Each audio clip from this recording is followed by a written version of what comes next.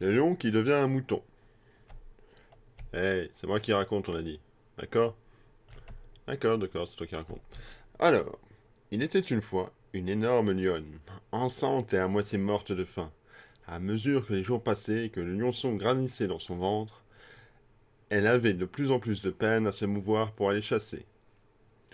Même lorsque la lionne réussissait à rabattre une proie, elle n'était pas assez rapide pour la saisir et échouait ainsi à chaque fois à la capturer. Ah ouais, c'est vrai que tu racontes bien. Ouais, bon bah. Eh, laisse-moi finir, tu veux. Ah ok. Rugissant de tristesse, lourde de porter son bébé et tenaillée par la faim, la lionne errait dans la forêt. Elle finit par s'endormir à l'ombre d'un bosquet, dormant d'un pâturage. Dans un demi-sommeil, elle se leva et en voyant une troupe de moutons qui paisaient, elle essayait de capturer un des moutons de son rêve. Elle sursauta et se réveilla pour s'apercevoir qu'un grand troupeau de moutons paraissait réellement près d'elle.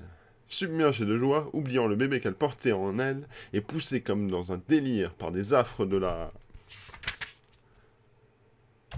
faim, la lionne se jeta sur un agneau et disparut dans les profondeurs de la jungle avec sa proie.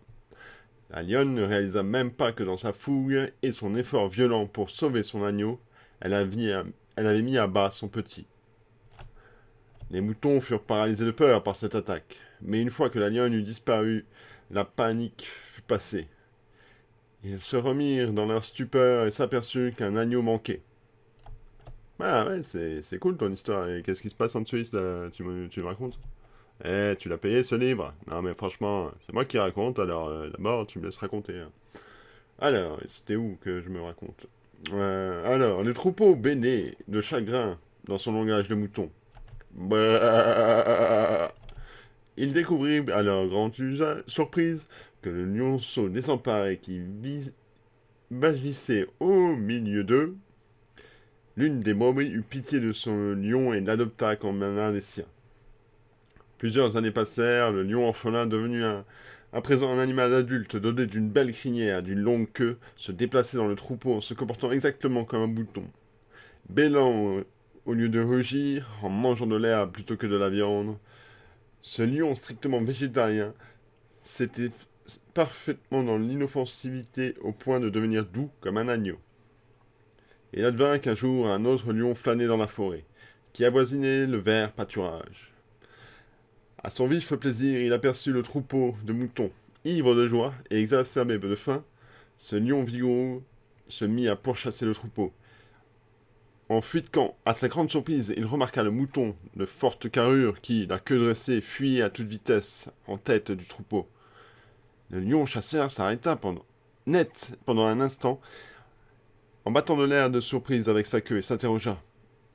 J'arrive à comprendre que les moutons s'enfuient à ma vue, mais je ne saisis pas pourquoi un vaillant lion devrait fuir lui aussi.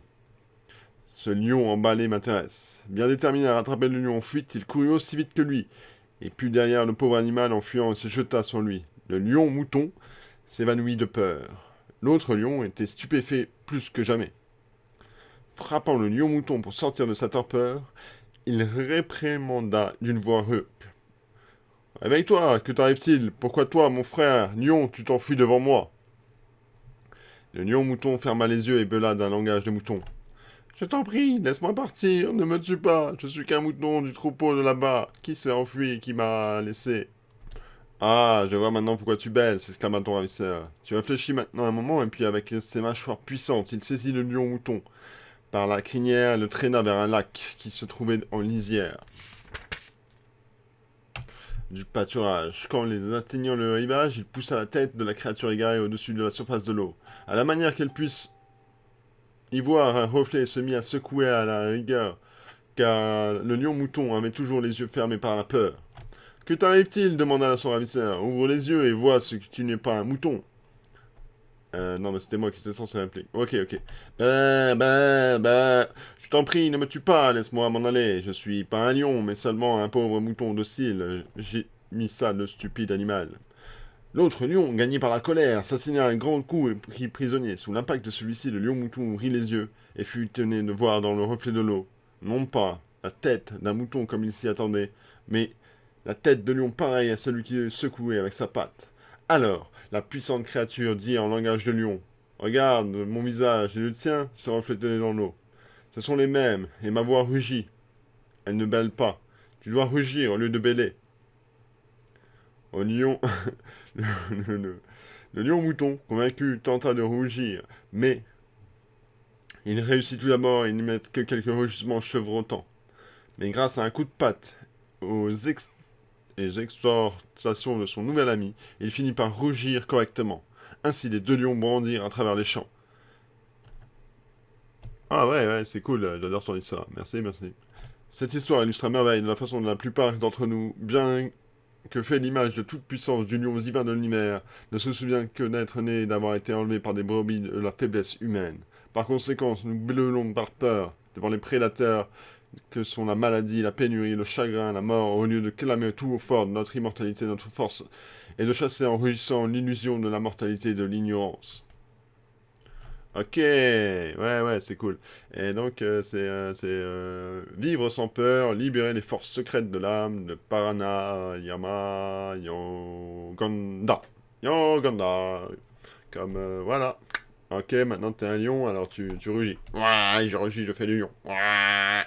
Voilà.